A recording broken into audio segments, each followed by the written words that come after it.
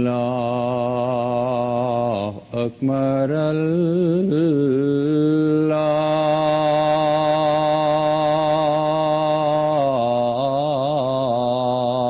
अकबर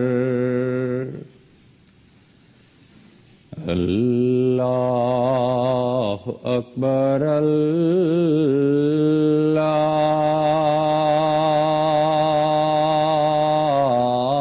अल्लाह अकबर अशहदु अन ला इलाहा इल्लल्लाह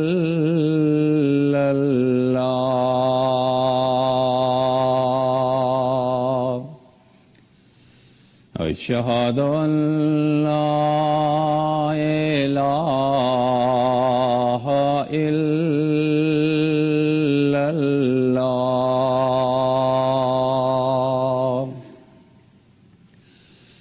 अशहदु अन्ना मुहम्मदर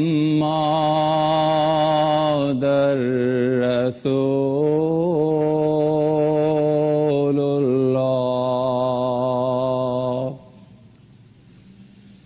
अशहदु अन्ना मुहम्मदर रसूलुल्लाह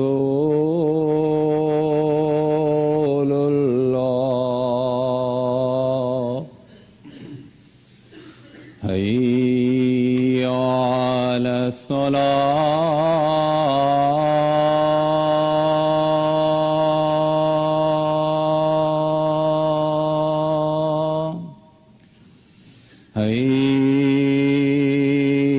हय्या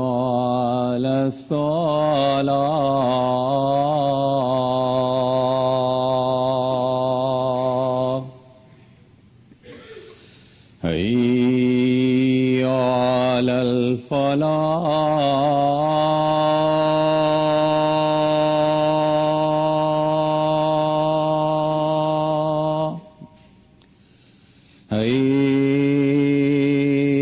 हय्या अलल फलाह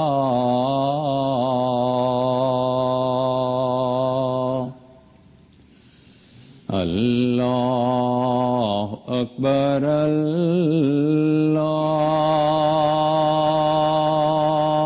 अल्लाह अकबर ला इलाहा इल्लल्लाह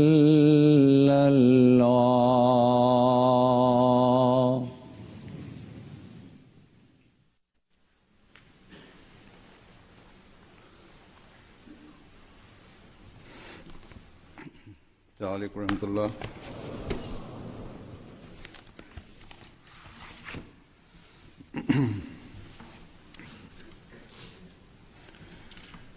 अशहदु अन ला इलाहा इल्लल्लाह वहदहु ला शरीका लहू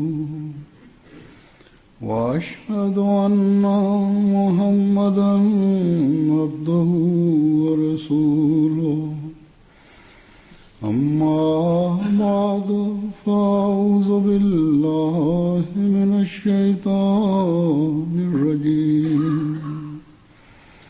बिस्मिल्लाहिर रहमानिर रहीम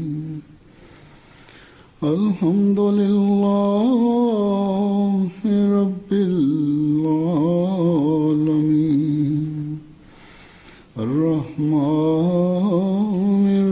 रहीम मालिकि यौमिद्दीन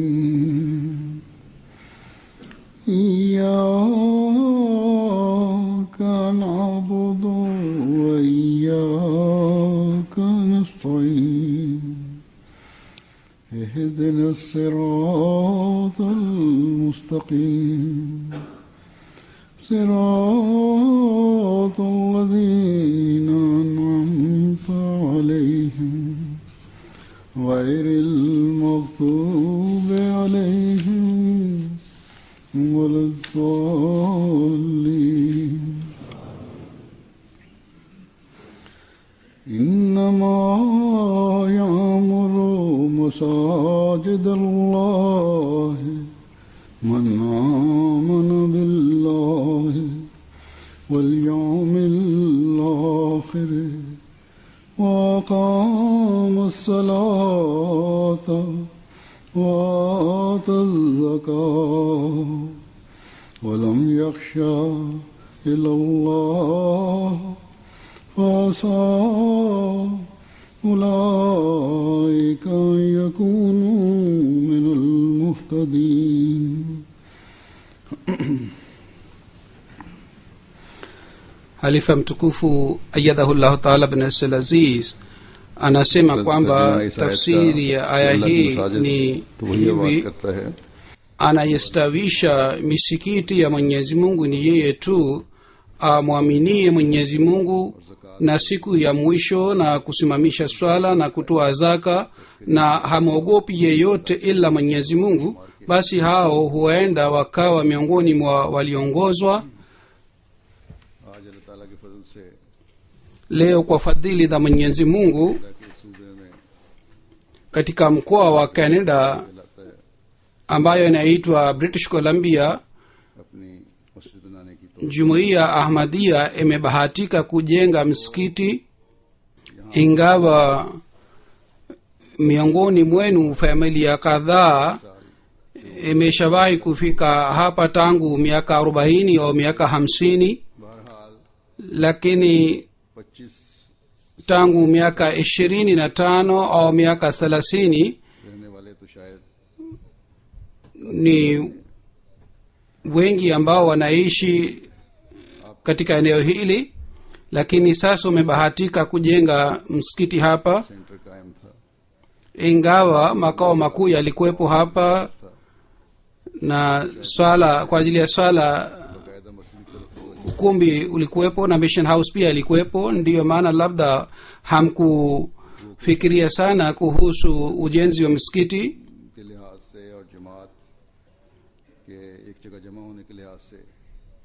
Bila shaka kwa ajili ya malezi na kwa ajili ya kujumuika kwa ajili ya jumuiya, dharura iliendelea kutimia, lakini msikiti unakuwa na muhimu wake.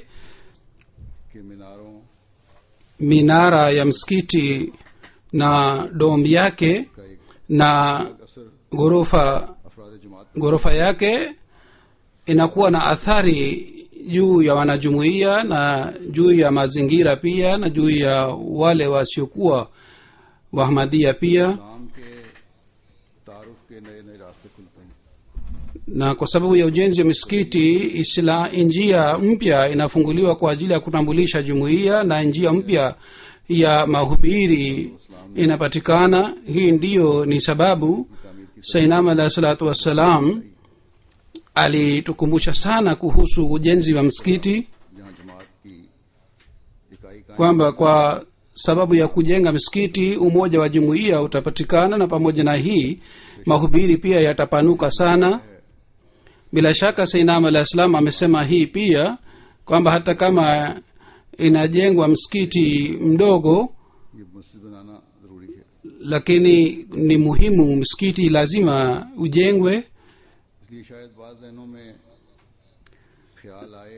Huzur anasema labda watu wengine watakuwa na wazo hili kwamba kwa nini tunajenga misikiti mikubwa, kwa sababu kutoka katika jumuiya mbalimbali kuna ombi la kujengwa misikiti kwa ajili yao, na kutoka makao makuu wanasaidiwa kwa ajili ya ujenzi wa misikiti. Kwa hiyo watu wengine wanakuwa na wazo hili kwamba tukijenga misikiti midogo midogo, katika hali hii tunaweza kujenga misikiti zaidi.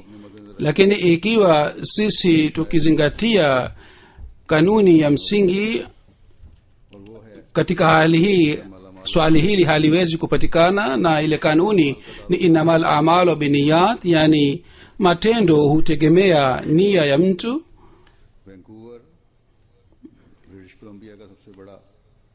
Vancouver ni mji mkubwa wa British Columbia, idadi ya wanajumuiya pia सबसे ज्यादा है। naona ni zaidi kushinda miji mingine, से ये कोई बड़ी na sawa na idadi yenu msikiti huu si msikiti mkubwa. अपने फजल से Kisha mwenyezi mungu kwa fadhili zake anafungua mahubiri, njia za mahubiri.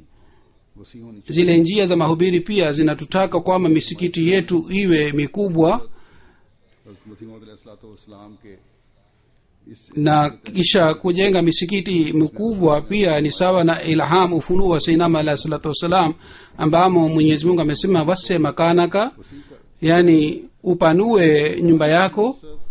सिर्फ घरों में Kupanua kwa nyumba si kwa ajili ya kuwahudumia wageni katika nyumba, ऐसे नहीं थी, si kwa sababu ya watu waliokuja kwa ajili ya mkutano wa mwaka, bali ufunuo huu ni kwa ajili ya kupanua misikiti pia, और मसाजिद की वसत भी इसी जुमरे में आती है। na kupanua misikiti pia ni chini, kupanua kwa misikiti pia ni chini ya ufunuo huu. ताला ने इब्राहिम कहकर मुखातब फरमाया, Kisha katika dhama hii mwenyezi mungu amemuita sinam alahi salatu wassalam kwa jina la Ibrahim, na kwa kumpitia Ibrahim alahi salatu wassalam nyumba ya mwenyezi mungu iliyojengwa Khanakaba, तौहीद के क़याम के लिए nyumba ya kwanza ya mwenyezi mungu iliyojengwa kwa ajili ya ibada. Ibrahim alahi salam alijenga nyumba ile katika msingi wake, na sawa na ahadi ya mwenyezi mungu मौद अलैहिस्सलाम के जरिए से ही kwa kumpitia sayyidina Ahmad alayhi salatu wassalam ये दुनिया जानेगी dunia hii itajua na inaendelea kujua, na hakuna shaka ndani yake hata kidogo kwamba इस्लाम की नशत Sania Islam iliuishwa kwa kumpitia sayyidina Ahmad alayhi salam, खाना काबा की तामीर के na kwa kiroho malengo ya kujengwa kwa nyumba ya mwenyezi mungu katika dhama hii kwa kumpitia sayyidina Ahmad alayhi salatu wassalam, malengo yale yatatimia जानना na dunia itajua kuhusu malengo haya. मसाजिद जो उन मकासद को पूरा करने के लिए Misikiti ambayo inajengwa kwa ajili ya kutimiza malengo इबादत के लिए जो लोग जमा हों, malengo haya, kwamba watu wajumuike kwa ajili ya kumwabudu mwenyezi mungu.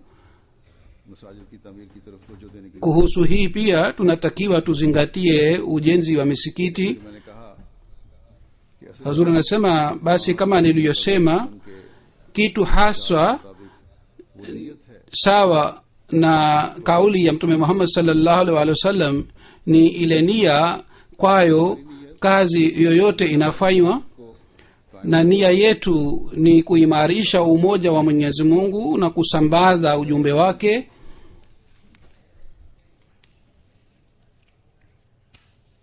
अल्लाह ताला की वादानियत के झंडे तले लाना है।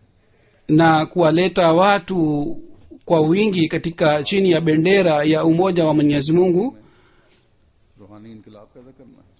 na kuleta mapinduzi ndani yetu na ndani ya kizazi chetu. Na kwa kuleta mapinduzi haya नस्लों को sisi wenyewe na wazao wetu tutawafanya wainame mbele ya Mwenyezi Mungu kwa ajili ya kusimamisha swala. Tutafanya juhudi ya aina yoyote ili tuweze kusimamisha sala zote. लिए Misikiti इस तरह भर देना है कि वो अपनी मकानियत के लिहाज से itajazwa kiasi hiki kwamba misikiti mikubwa pia ionekane kama ni misikiti midogo. Basi ikiwa बड़ी मसाजिद जो हैं nia hii वो दिखावा inakuwepo, misikiti mikubwa करने वाली होती हैं। haiwezi kuwa kwa ajili ya kuonyesha wengine, bali ni kwa ajili ya kutafuta ridhaa ya Mwenyezi Mungu. Insha Allah taala, mimi ninatarajia nyinyi ambao mnaishi katika eneo hili mtaimarisha msikiti huu. बनेंगे Ikiwa mtatimiza haki ya msikiti kwa nia hii, फैलाने वाले ikiwa upande mmoja mtasambaza na eneza ujumbe wa islam na ahmadia vile na mtapata maendeleo katika hali yenu ya kiroho वाहिद से जोड़कर na दुनिया व आखिरत संवारने का जरिया बनेंगे। mtaunganisha kizazi chenu na mwenyezi mungu vile vile pamoja na haya yote kwa kupata ridhaa ya mwenyezi mungu अपने पर बरसता देखेंगे इंशाल्लाह। mtaendelea kuona kwamba mvua wa neema ya mwenyezi mungu itaendelea kunyesha juu yenu wakati mvua wa baraka za mwenyezi mungu inaponyesha wakati nia inapokuwa kupata ridhaa ya mwenyezi mungu katika hali hii katika kila mji तौफीक अल्लाह ताला देता है। mwenyezi mungu anatupatia uwezo wa kujenga misikiti mingi katika kila mji nia inatakiwa iwe hii kwamba kwa ajili ya msikiti ujao hatutasubiri miaka 30 au 40 bali मकानियत tutajenga msikiti kama huu na misikiti mingine itakayofanana na hii sisi kwa kuimarisha misikiti हक अदा करके kwa उनके मुताबिक kutimiza haki ya ibada ya mwenyezi mungu sawa na amri yake tutaisha maisha yetu अपने पर अल्लाह ताला के फजलों की वुसअत का जरिया बनाना है। na ikiwa misikiti inajaa kwa sababu ya kuja kwetu misikitini hivi tutaongeza fadhila na baraka za mwenyezi mungu juu yenu na tutaendelea kuongeza baraka hizi ikiwa kwa nia hii sisi tunafungua msikiti huu bila shaka katika hali hii kosa la kuto kujenga msikiti mpaka leo करने की कोशिश करने वाले होंगे। tutafuta ile kosa letu सीधे नहीं है इस मुल्क में। na mahali ambapo misikiti bado haikujengwa katika nchi hii kule pia baada ya ufunguzi wa misikiti hii tutazingatia ujenzi wa misikiti na hivi tutafuta makosa yetu जो मस्जिद अपनी एक अहमियत रखती है, hazur anasema msikiti unakuwa na umuhimu wake वो मुकाम हासिल नहीं कर सकते। ukumbi au बेशक makao makuu bila msikiti hayawezi kupata umuhimu ambao unapatikana kwa sababu ya msikiti bila shaka wakakujenga sala center sehemu ya kusali swala inapatikana lakini kwa sababu ya ujenzi wa misikiti hali ya kiroho inayopatikana na hali ya imani inayopatikana ile hali haiwezi kupatikana bila kuwa na msikiti hii ndiyo ni hali ya binadamu hazur anasema mahali ambapo ardhi imenunuliwa kule badala ya kujenga ukumbi au sala center mujenge misikiti जमात के बारे katika nchi ya canada kuhusu jumuiya moja nilipata taarifa kwamba wao wameshanunua ardhi na में लेकिन fedha walionayo wanataka kujenga ukumbi badala ya misikiti lakini namshukuru mwenyezi mungu kwamba rai yao ilipochukuliwa ushauri wao ulipochukuliwa wengi wao walikuwa na ushauri huu kwamba msikiti ujengwe badala ya swala center mwenyezi mungu aiwezeshe jumuiya zote जहाँ जहाँ ziweze kujenga misikiti yao मंसूबे ज़ेर नज़र mahali ambapo kuna mpango wa kujenga misikiti की तामीर के बाद bila shaka baada ya ujenzi wa misikiti खुलते हैं। njia za mahubiri pia zitafunguliwa na inatokea hivi मैंने valence mwezi uliopita nilifungua msikiti wa valencia bali ilikuwa katika mwisho wa machi जो रिपोर्ट्स आ रही हैं taarifa ninayopata kutoka kule sawa na ile taarifa ikiwa watu wasiokuwa waislamu wamevutika upande wa islam वो लोग जान रहे हैं wana मुसलमान भी wanataka kujua kuhusu islam vile vile waislamu wasiokuwa wanajumuia wanakuja kusali jumuia na wanajua kuhusu jumuia insha allah taala miongoni mwa hawa wenye tabia nzuri दाखिल होने की अल्लाह ताला तौफीक भी अता फरमाएगा। mwenyezi mungu atawazesha watajiunga na jumuia उनके जिम्मे जो खुदा ताला ने काम senam alah salatu wassalam kazi aliyopewa na mwenyezi mungu moja wao ilikuwa hii की इस्लाम की तालीम दी जाए। kwamba awafundishe waislamu mafundisho sahihi ya islam सल्लल्लाहु अलैहि वसल्लम waislamu wakusanywe katika islam ile ambayo ililetwa na mtume Muhammad sallallahu alaihi wasallam, wafuate ile sheria ambayo ilishuka juu ya mtume Muhammad sallallahu alaihi wasallam. इस्लाम को इल्हाम Mwenyezi Mungu alimfunulia Sayyidina alayhi salatu wassalam जमा करो kwamba waislamu wote ambao wanaishi ardhini wakusanye ala dinin wahidin, तो इस्लाम yani katika dini moja. में फरमाते हैं Sayyidina alayhi salam katika maelezo yake anasema kwamba amri hii पर हैं जमा करो kwamba waislamu wakusanywe ala dini wahidin, hii ni amri hasa, अलैहिस्सलाम ने si amri ya kawaida. अलैहिस्सलाम Kisha akakutoa mfano wa Ibrahim alayhi salatu wassalam. Sayyidina alayhi salatu wassalam anasema kama Mwenyezi Mungu alizimisha ule moto uliowashwa kwa ajili ya Ibrahim alayhi salatu wassalam, na alisema bardan wa salaman, yani uwe baridi na uwe salama kwa ajili ya Ibrahim, na hivyo ndivyo ilivyotokea. Sayyidina alayhi salam amesema amri hii ambayo inapatikana katika ufunuo huu inaonekana ni amri inafanana na amri hii ile. अला दीन Mwenyezi Mungu anataka kwamba waislamu wote wajumuike katika dini moja, na lazima watajumuika. Ndiyo, si maana yake kwamba किस्म का भी ikhtilafu haitapatikana baina yao. Lazima ikhtilafu itabaki, lakini ile ikhtilafu itakuwa ya aina hii kwamba haitaelezwa, haitasemwa, wala haitakuwa na maana yoyote. Waislamu na wasiokuwa waislamu kwa ajili ya wote, अलैहिस्सलाम के mwongozo जरिए से ही ni mwongozo itapatikana kwa kumpitia Sinama alayhi salatu wassalam katika nchi hii na katika mji huu pia. Ni watu waislamu malaki na malaki ambao wanaishi. Bila shaka msikiti huu utawavuta waislamu hawa. Kwa ujenzi wa msikiti huu, wasiokuwa waislamu na wasiokuwa wahamadhia watasema maneno katika haki ya msikiti huu na katika dhidi ya msikiti huu, na kwa hivi njia za mahubiri zitafunguliwa kwa ajili yenu.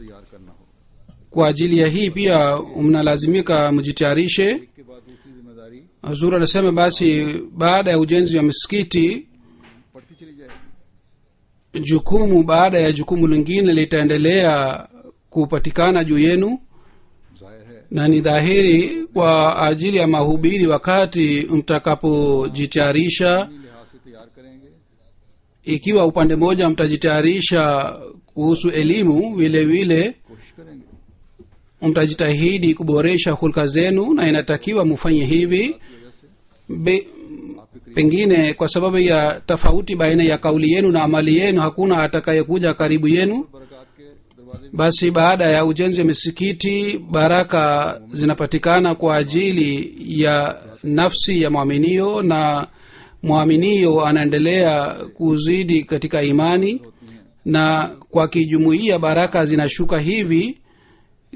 kwamba kwa kuona zile baraka mtu anashangaa. हवाले से कुरान करीम में Mwenyezi Mungu katika Qur'ani tukufu kuhusu misikiti ameeleza katika sehemu mbalimbali. के लिए भी Kwa ajili ya kuheshimu misikiti pia imeelezwa. बताया है Kwa ajili ya kupata malengo ya ujenzi misikiti pia imeelezwa. खुसूसियात Kwa ajili ya kuhusu wale wanaoimarisha misikiti, sifa zao pia zimeelezwa. Aya niliyosoma mbele yenu, katika aya ile ni habari ya wale wanaoimarisha msikiti. Kitu cha kwanza kilichoelezwa ni kwamba wanaoimarisha misikiti wanamwamini Mwenyezi Mungu. ईमान लाते हैं काफी नहीं Kusema hii kwamba sisi tunaamini Mwenyezi Mungu haitoshi. कुछ मयार खुदा ताला ने मुकर्रर फरमाए Imani hii pia ina sifa zake au alama zake. Mwenyezi Mungu anasema ikiwa तो फिर ही mnaboresha imani yenu ndipo mtakuwa waaminio haswa. Pengine imani yenu haiwezi kukamilika.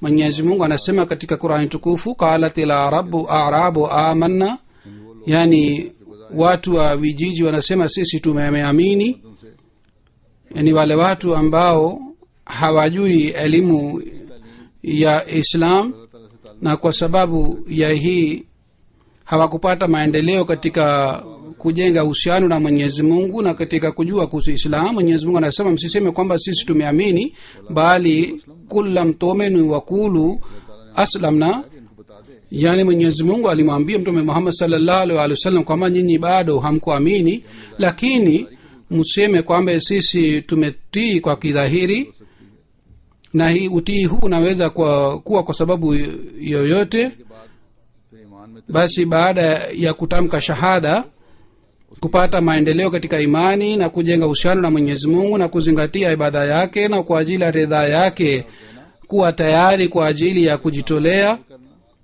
kufuata amri zake zote, hii ndiyo एक मोमिन में होनी चाहिए ni जो इस जमाने के इमाम को मान kitu ambacho kinatakiwa kipatikane ndani ya mwaminio baada ya kusilimu, na hii ndiyo ni sifa inayotakiwa ipatikane ndani ya mwanajumuiya. yaani kila siku एक नई शान hali hali yake ya kiroho ionyeshe shani mpya na mtu ashuhudie ile shani ndani yake. sainam alah salatu wassalam anasema kuhusu hii, waaminio ni wale ambao vitendo vyao vinatoa ushahidi juu ya imani yao, katika mioyo yao imani inaandikwa, na wale ambao wanamtanguliza mwenyezi mungu na ridhaa yake juu ya kila kitu, ये इख्तियार करते हैं na wanafuata njia nyambamba za uchamungu na wanajipoteza katika mapenzi yake, na kila kitu kinawazuia kwa mapenzi katika mapenzi ya mwenyezi mungu, iwe hali ya hulka au iwe uvivu, wao wanajiepusha mbali katika hali hii yote. huzur anasema hii ndiyo ni hali ambayo tunatakiwa tupate. hali hii itakapopatikana, na katika hali hii ndipo tutaitwa watu ambao wanamwamini mwenyezi mungu. हज़रत मसीह अलैहिस्सलाम की जो ये तारीफ फरमाई है कि तकवा की बारीकी sinam alah salatu wassalam aliyosema kwamba waamini wanafuata njia nyambamba za uchamungu. राहों की तारीफ आपने ये फरमाई कि nyambamba hizi za njia hizi nyambamba za uchamungu ni kutimiza haki za mwenyezi mungu na kutimiza haki ya viumbe vyake na kufanya chini kila kiungo cha mwili chini ya utii wa mwenyezi mungu गलत कामों से बचाना na kujizuia viungo vyetu katika kazi mbaya, na vile vile kutakasa fikira katika mambo mabaya. Katika hali hii tutazingatia swala, ndipo tutasimamisha swala vizuri. महवर सिर्फ दुनिया और ikiwa fikira zetu ni dunia au लज़्ज़ात हैं mambo ya dunia, katika hali hii जो नहीं कायम रह सकते hatuwezi kuzingatia katika swala. लेकिन ख्याल kwa kidhahiri mtu anaswali swala, lakini fikira zake zinakuwa mahala pengine. kisha sainam alah salam amesema wale wanaojipoteza katika mapenzi ya mwenyezi mungu, hao ndio ni waaminio haswa. mtume sallallahu alaihi wa alihi wasallam ameeleza sifa ya mwaminio hii kwamba moyo wake unabaki msikitini baada ya kusali sala moja na anasubiri sala ingine.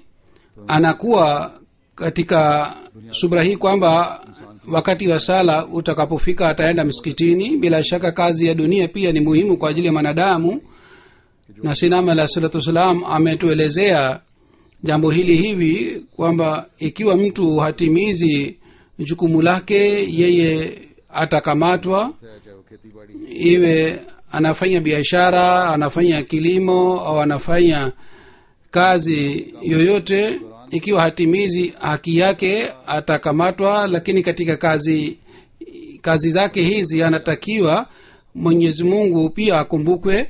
ikiwa mwenyezi mungu atakumbukwa na काम भी atakuwa na मैं बजा ला रहा हूँ wazo hili kwamba kazi zote pia anafanya chini ya amri ya mwenyezi mungu, उसका हक katika hali hii mwanadamu atajitahidi kutimiza haki ya kazi yake और नाजायज na atajiepusha mbali katika faida isiyo haki yake. दुनियादारी के कारोबार में भी एक मोमिन की जो दुनियादारी का कारोबार है, kisha mwaminio ambaye anafanya kazi ya dunia ile pia inakuwa dini kwa ajili yake. हर वक्त पेश kumbukumbu ya mwenyezi mungu na ridhaa yake inakuwa सामने नमूने कायम करके kila wakati mbele yake. ये वक्ती masahaba waliofanya kazi नहीं थे, si kwa ajili ya kupata ladha ya muda au si kwa ajili ya kusifu.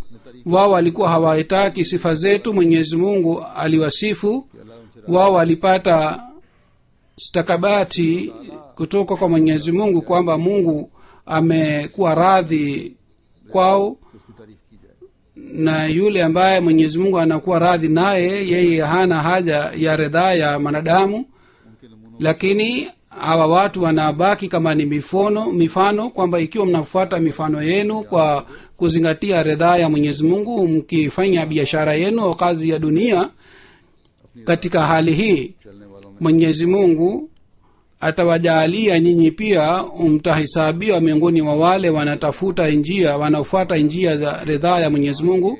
sainam alah salatu wassalam amesema ikiwa sisi tunataka kupata sehemu zote za imani, katika hali hii mnalazimika kuboresha hulka zenu. हुकूकुल इबाद की अदायगी से सही पता चलता kwa ajili ya kuboresha hulka njema lazima tutimize haki za wanadamu.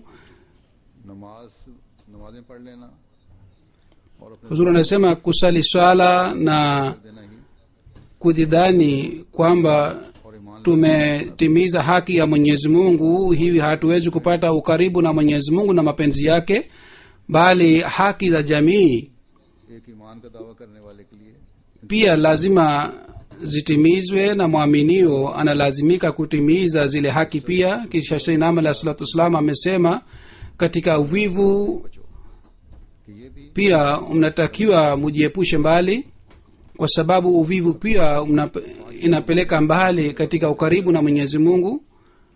ikiwa hazur anasema tunauliza watu ambao hawaswali sala tano, wao wanatoa udhuru huu kwamba sisi kwa sababu ya uvivu hatuwezi kusali sala tano.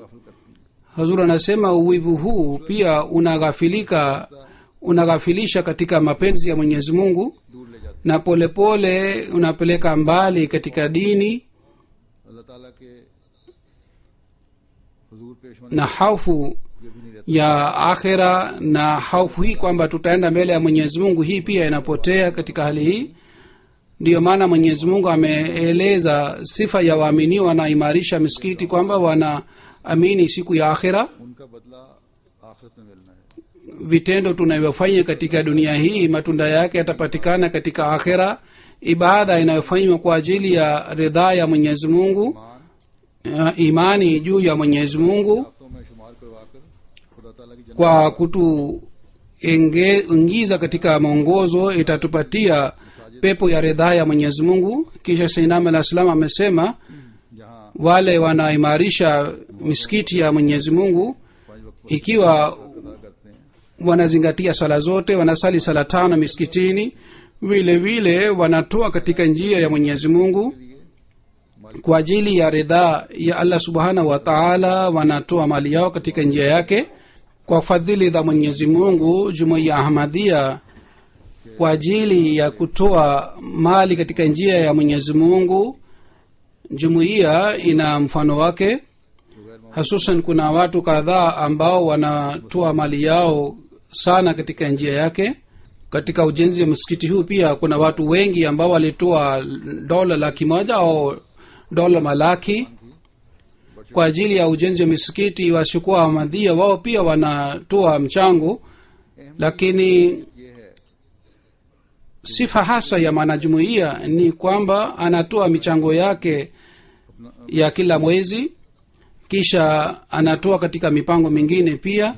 बहुत अहमियत रखती हैं। kwa sababu ya hii kujitolea kwao ni muhimu sana, hususan katika dhama hii na katika hali ya uchumi wakati huu. इन सब कुर्बानी करने वालों के अमवाल और नफूस में भी बेइंतहा mwenyezi mungu aiweke baraka sana katika mali nafsi za hawa wote waliojitolea, कमल lakini inatakiwa ikumbukwe kwamba kazi moja haiwezi kusababisha kupata uchamungu, au kwa sababu ya kazi moja imani haikamiliki, bali kwa ajili ya maaminio kutimiza haki za Mwenyezi Mungu na haki za watu ni muhimu. करीम में ईमान लाने वालों की Huzur anasema Qur'ani tukufu imeeleza sifa za wale wanaoamini. एक आयत को मैं मुख्तसरन बयान कर देता हूँ। Naeleza hapa sifa moja mbili, kwa sababu kwa kufuata sifa hizi mtu anaweza kuwa mtu aliongoka na anaweza kuwa mtu anayetimiza haki ya ujenzi wa msikiti. Amesema Mwenyezi Mungu, walazina amanu ashaddu hubban lillah, yani waaminio ni wale ambao wanampenda Mwenyezi Mungu kushinda vitu vingine vyote. Sayyidina alayhi salatu wasalam anasema mwisho wa mapenzi ni ibada ya Mwenyezi Mungu. Kwa hiyo neno la mapenzi ni kwa ajili ya Mwenyezi Mungu hasa. Kisha anasema Sayyidina alayhi salam ibada ilikuwa sehemu mbili. Ya kwanza ni kwamba mtu amwogope Mwenyezi Mungu kama apasavyo, kwa sababu hofu ya Mwenyezi Mungu inampeleka mwanadamu katika chemchem ya utakaso na roho yake inainama mbele ya Mwenyezi Mungu, na haki halisi na hali halisi ya kuwa ubinadamu inapatikana ndani yake. Yani kitu cha kwanza ni hofu. Kwa sababu ya hofu mtu anainama Mwenyezi Mungu na anajaribu kutimiza haki ya ibada yake na anajaribu kuwa mtumishi wake. इबादत का ये है Na amesema Sayyidina alayhi salam kwamba sehemu ya pili ya ibada ni kwamba mwanadamu ampende Mwenyezi Mungu kama apasavyo.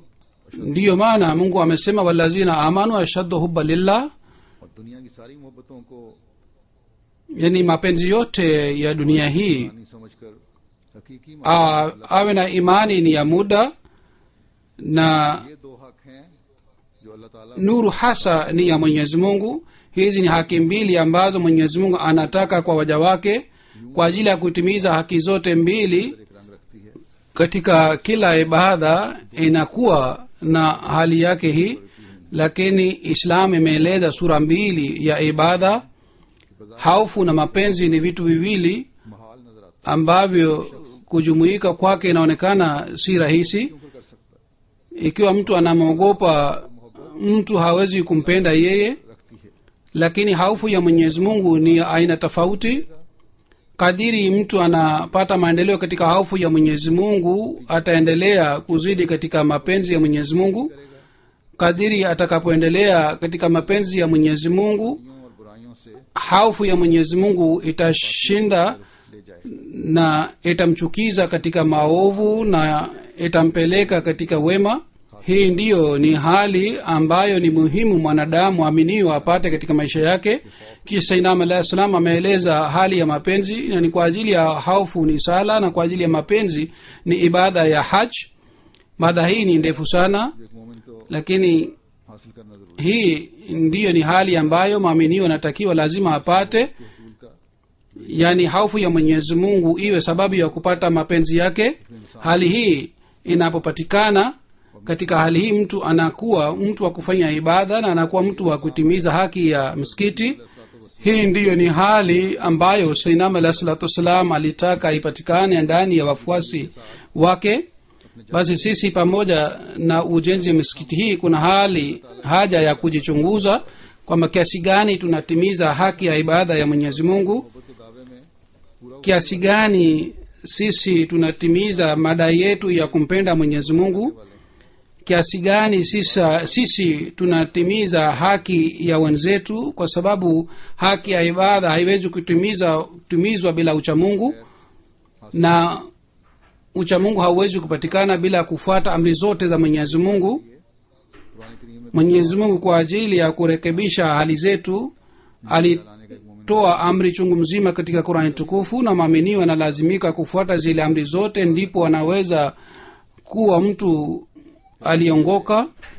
Nitaeleza amri kadhaa za Mwenyezi Mungu hapa, lakini kabla hii nieleze hapa kwamba katika aya ile niliyosoma Mwenyezi Mungu amesema asa आए का अंत faasa ulaika an takunu min almuhtadin, यानी बस करीब है कि yani तो लोगों में शुमार किए जाएं। huenda hawa watu watahesabiwa pamoja na wale waliongoka. Si maana yake hii kwamba अगर नेक नीयत wakifanya vitendo kwa nia safi labda hawa wataandikwa pamoja na wale waliongoka, इस्तेमाल होता है, lakini sawa na wenye lugha neno asa linapotumika maana yake ni kwamba wale watu ambao wameimarika katika imani yao अल्लाह की रज़ा के रसूल के लिए शामिल होते हैं, wanatoa zaka pia kwa ajili ya ridhaa ya Mwenyezi Mungu, किसी दुनियावी चीज से उन्हें खौफ नहीं है। na hawagopi kitu chochote min ghairi ya Mwenyezi Mungu. Bila shaka kwa Mwenyezi Mungu hawa watu ni wale waliongoka. और अल्लाह ताला Kuja kwa misikitini na kusali swala na kufuata amri za Mwenyezi Mungu बढ़ाता रहेगा। itaendelea kuwaongeza katika imani na uchamungu, और उनके मयार तकवा के बुलंद होते चले जाएंगे। na uchamungu wao utaendelea kuboreka. से वो Basi wenye bahati nzuri ni wale miongoni mwetu ambao kwa Mwenyezi Mungu ni waliongoka na wanaendelea kupata maendeleo katika kupata ukaribu naye. जो खुदा ताला ने Zuri anasema nieleze hapa kuhusu majukumu pia Mwenyezi Mungu aliyotupatia au mambo ambayo Mwenyezi Mungu amelituamuru. Mwenyezi Mungu anasema kuntum khaira ummatin ukhrijat linnas ta'muruna bil ma'ruf wa tanhauna 'anil munkar तुमिनून बिल्लाह, wa tu'minuna billah, सबसे बेहतर जमात हो yani nyinyi ni umati bora mliotolewa kwa ajili ya watu, mnaamuru yaliyo mema na mnakataza maovu na mnamwamini Mwenyezi Mungu. मुसलमान की खूबियां Basi katika aya hii imeelezwa sifa za mwaminio, haswa करने वाला है। anazuia katika maovu na anafanya vitendo vizuri, na kazi hii haiwezi kufanywa mpaka mtu anakuwa sawa katika kauli yake na mali yake.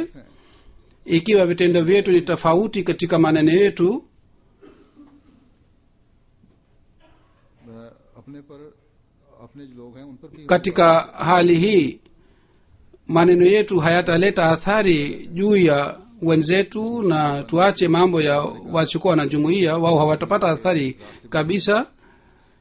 Hazur anasema kama niliyosema, kwa sababu ya ujenzi huu njia za mahubiri zitafunguliwa, lakini ikiwa vitendo vyetu si sawa na amri ya Mwenyezi Mungu, katika hali hii sisi si umma bora, wala sisi hatuna imani juu ya Mwenyezi Mungu, wala swala zetu pia hazitafaa, wala kutoa katika njia ya Mwenyezi Mungu haitakubaliwa kwa Mwenyezi Mungu, wala hatupo kweli katika madai letu kwamba sisi tuna hofu ya Mwenyezi Mungu. Basi sawa na amri za Mwenyezi Mungu kuishi, hii ndiyo ni jukumu letu la kwanza. Mwenyezi Mungu ametoa amri ingine, wakulu linnasi husna,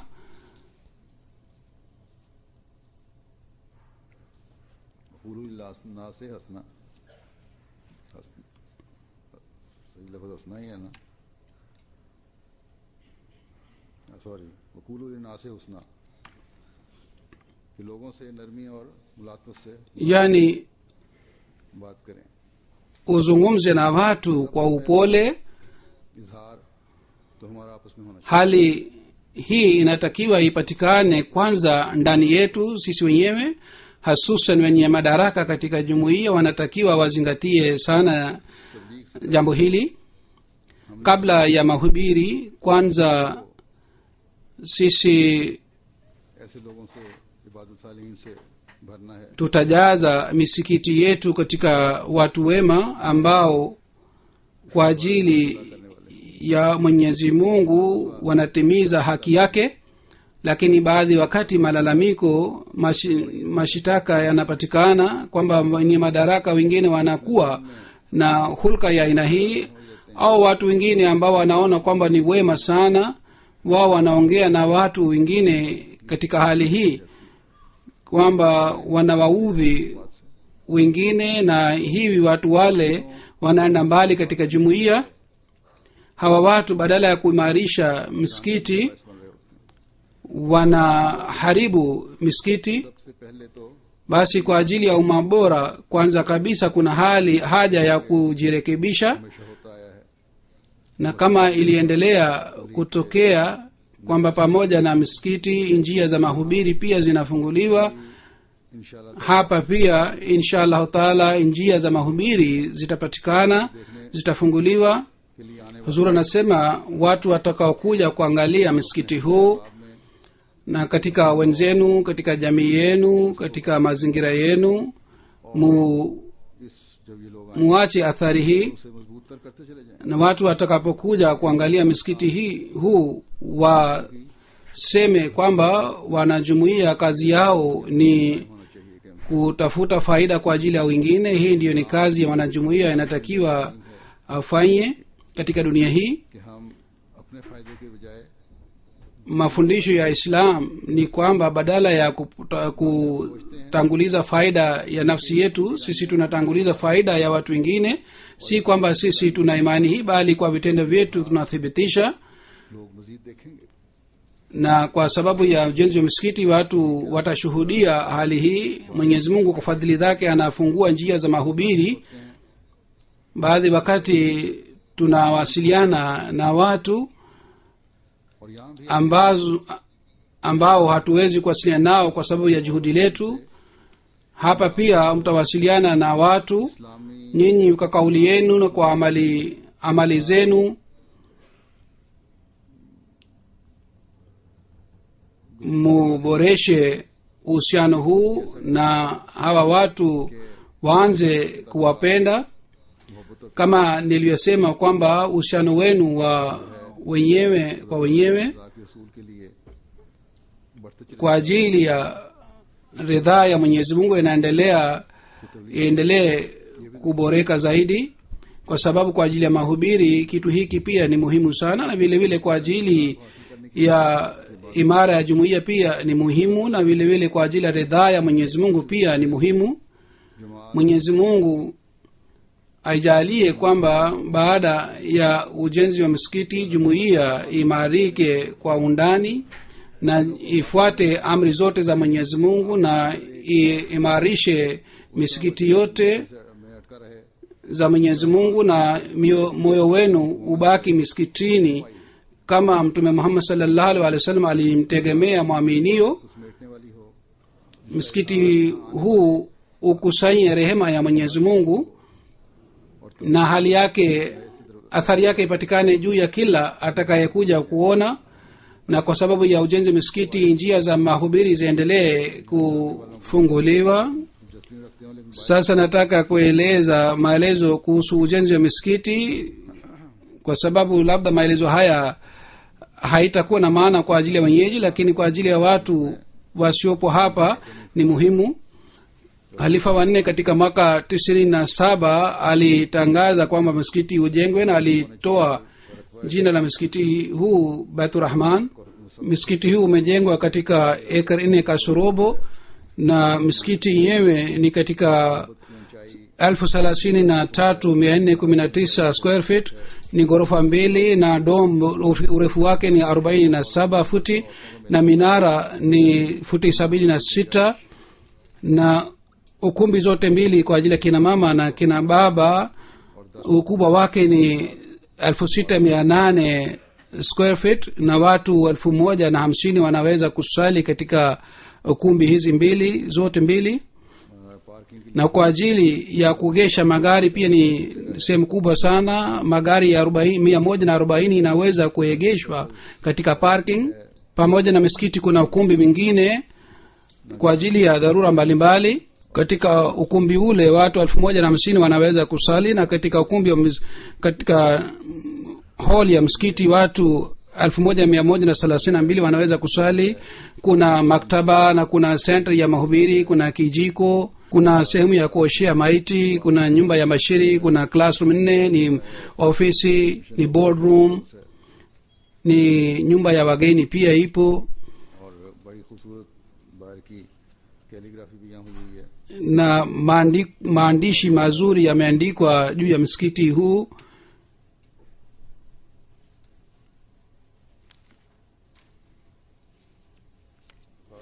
बातें मैंने haya ni mambo hasa maalum niliyoeleza mbele yenu. Matumizi yote yaliyofanywa katika ujenzi wa misikiti ni $8.5 million. मुबारक फरमाए। Mwenyezi Mungu awabarikini misikiti huu. Huzuri anasema mwishowe nataka kusoma maandiko Sayyidina alayhi salatu wasalam. Sayyidina alayhi salam anasema uzuri wa misikiti si kwa sababu ya nyumba au ghorofa, bali ni kwa sababu ya wale waswaliaji wanaswali sala kwa imani. Pengine misikiti hii ni gofu. Msikiti wa Mtume Muhammad sallallahu alaihi wasallam ulikuwa msikiti mdogo katika majani ya tende. मस्जिद की रौनक नमाज Paa ilijengwa na maji ya mvua ilikuwa ikiingia ndani ya msikiti. दारों ने एक मस्जिद बनाई। Wakati wa Mtume sallallahu alaihi wasallam watu wa dunia pia walijenga msikiti, lakini kwa amri ya Mwenyezi Mungu ule msikiti ulibomolewa. Msikiti ule ulikuwa unaitwa Zarar, na msikiti ule ulibomolewa kwa ajili ya misikiti. Ni amri kwamba misikiti imejengwa kwa ajili ya uchamungu. Huzuri anasema kila mwanajumuiya anatakiwa azingatie jambo hili. Sayyidina alayhi salam anaendelea kusema kwamba jumuiya inatakiwa iwe na msikiti wake na iwe na imamu yake na atoe nasaha, na wanajumuiya wanatakiwa waswali swala katika msikiti ule, na katika umoja kuna baraka, na kwa sababu ya ikhtilaf mfarakano unapatikana. Sasa ni wakati ambamo inatakiwa umoja uboreshwe, na tunatakiwa tudharau mambo madogo madogo ambayo yanakuwa sababu ya kuleta ikhtilaf. Mwenyezi Mungu atujalie sisi sote tuweze kuishi sawa na amri hii. Amin.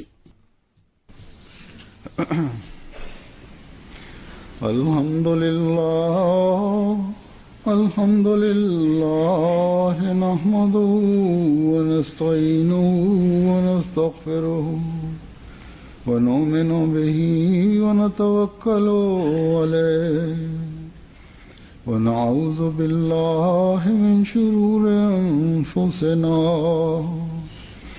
ومن سيئات أعمالنا من يهده الله فلا مضل له ومن يضلله فلا هادي له ونشهد أن لا إله إلا الله ونشهد أن محمدا عبده ورسوله عباد الله رحمكم الله إن الله يأمر بالعدل والإحسان وإيتاء ذي القربى وينهى عن الفحشاء والمنكر والبغي يعظكم لعلكم تذكرون اذكروا الله يذكركم وادعوه يستجب لكم ولذكر الله أكبر.